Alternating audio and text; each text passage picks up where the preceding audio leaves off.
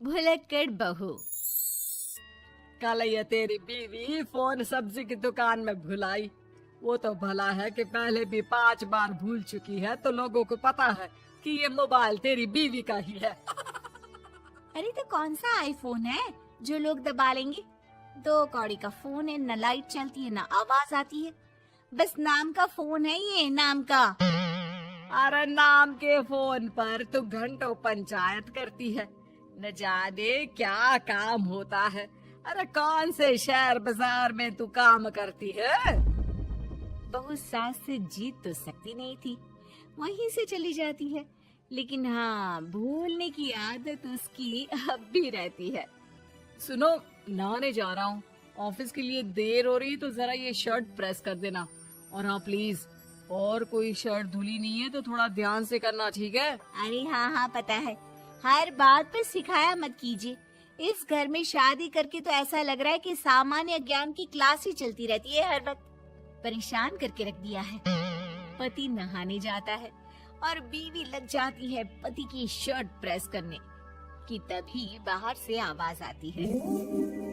कोई गरीब साधु को रोटी दे दे। अरे बाबा भूखा खड़ा है तेरे द्वार देवी, बाबा को भिक्षा देकर पुण्य कमा ले देवी।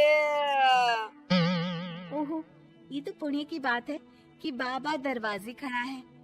अब इसकी आवाज सासू माँ को सुनाई नहीं देगी, लेकिन मैं और ये कमरे में हल्के से बात कर ले तो क्या? अरे घूसी चली आती है।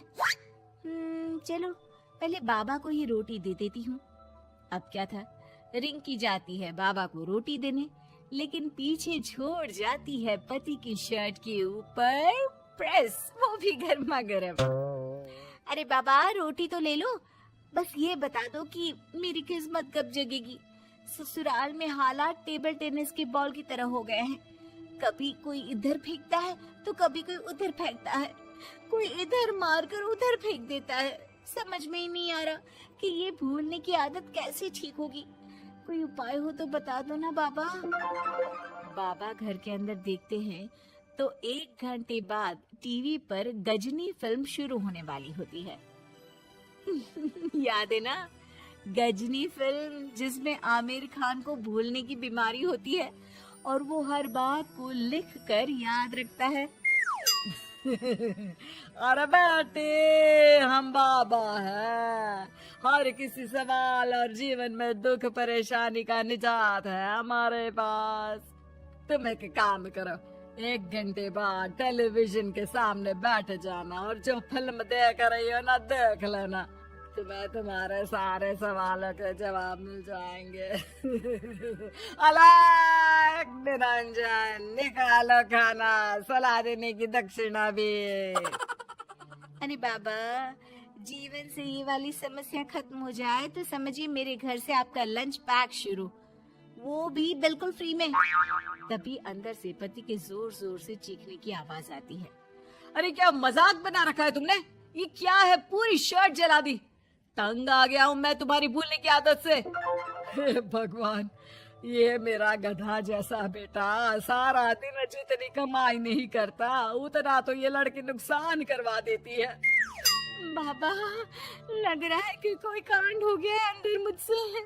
अच्छा, मैं ना 1 घंटे बाद बैठ जाऊंगी फिल्म देखने। विदा लीजिए अब तो आप। जैसे ही वो घर के अंदर जाती है, सामने पति खड़ा होता है फटी शर्ट पहनकर। ओह, माफ करिए, वो पापा आ गए थे दक्षिणा के लिए। अब कर्म और धर्म का लेखा जोखा भी तो संभालना है ना जीवन में, तभी तो चली गई थी उन्हें रोटी देने। वैसे खुशी की बात है, बाबा ने कहा है कि 1 घंटे बाद टीवी देखना, और टीवी देखते ही मेरी ये बीमारी का निजात निकल जाएगा। हाँ हाँ, और जो नुकसान हो गया है यहाँ, वो क्या तेरा जोगी बाबा भरेंगे? देखिए प्लीज, शर्ट बदल लीजिए ना। नहीं, आज तो मैं ऐसे ही जाऊंगा ताकि लोगों को भी पता चले कि कैसी भुलक्कड़ बीवी के साथ निभा रहा हूँ मैं। शुक्र मानो कि छोड़ा नहीं है तुमको। पति की ये बात तो अब रिंकी के तन बदन में लग जाती है। वो सोच लेती है कि अब किसी भी हालत में वो अपनी ये भुलक्कड़पन की बीमारी को खत्म करेगी। फिर क्या था, पति तो फटी शर्ट पहनकर चला जाता है और 1 घंटे बाद बहू कमरे में सो रही होती है कि सास आ जाती है। अरे भुलक्कड़, तुझे तो फर्क नहीं पड़ता, लेकिन हम लोग परेशान हो चुके हैं।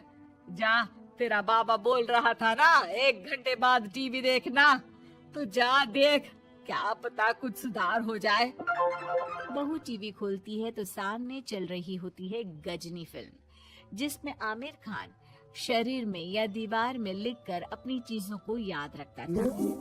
उत्तरी, वाह, ये तो सच में बड़ा सही आइडिया है। इससे मुझे याद रहेगा कि क्या करना है और क्या नहीं। अब तो मैं भी सब सीख लिया करूंगी। वो टीवी बंद करके किचन में जाती है कि सास की आवाज आती है। अरे तेरी बुआ सास आ रही है, खाना बना लेना उसके लिए भी। जी माँ जी, बिल्कुल बना लूंगी। और सुन, वो कल वाला जो आटा बचा था ना, उसकी 2 रोटी बुआ सास के लिए बना देना। आटा पड़ा पड़ा खराब ही हो रहा है। बहू फटाफट रोटी बनाती है, लेकिन तभी उसे ध्यान आता है कि बुआ सास की रोटी तो पुराने आटे से बनानी थी। वो पुराना आटा लेकर रोटी बनाकर उस पर पेन से लिख देती है, पुराने आटे की रोटी बुआ जी के लिए। अरे क्या बन रहा है खाने में? भाभी, आपकी बहू की क्या हाल है? भूलने की बीमारी कम हुई या ऐसे ही तबाही मचा रखी है? अरे क्या बताए, अब आज किसी बाबा से उपाय पता किया है, देखो जरा। भाभी, ये आप ही हो जो संभाल रही हो ऐसी बहू। हम लोगों से तो पता नहीं हो पाता या नहीं। तभी वहाँ बहू आ जाती है। हाँ, तभी तो मैं इनकी बहू हूँ, आपकी नहीं। वैसे मैंने तोड़ निकाल लिया है। अब क्या था, बुआ सास जैसे ही खाना खाने बैठती है कि सास बोल पड़ती है। बहू, याद तो होगा नहीं जो बोला था? याद करो, बुआ के लिए कौन सी रोटी बनानी है, कहा था ना मैंने। सब याद है, सब कुछ, ये लीजिए। लेकिन जैसे ही बुआ सास की रोटी उनकी प्लेट में आती है, वो जोर जोर से चिल्लाने लगती है। अच्छा, तो ये टोटका बताया है तेरे बाबा ने, जो कुछ भूलो लिख लो, क्यों? बहू को लगता है कि बुआ सास तारीफ कर रही है। अब क्या करे, याद रखने के लिए कुछ न कुछ तो करना होगा ना, वरना रोज रोज ताने बोलियां खा खा कर तो मैं परेशान हो गई थी। तो क्या कहा तेरी सास ने? बासी आटे की रोटी बुआ सास के लिए?